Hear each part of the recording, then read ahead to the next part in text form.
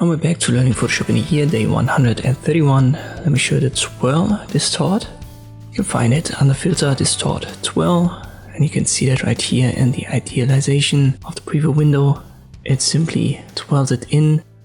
And you can do that clockwise or counterclockwise using the angle slider below. And you can also see it leaves the edges unaffected.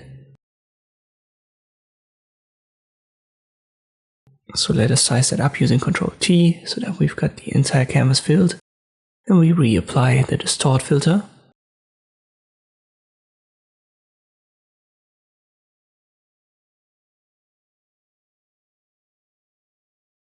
And that's usually what's used to create these swallow-in effects in images. Pretty sure that you've seen it.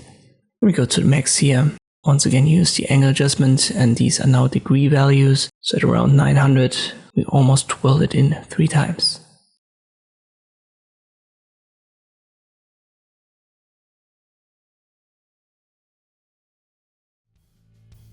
And that's how I can use the Twirl Distort in Photoshop. I hope this video was helpful. Thanks for watching, and I'll see you next time.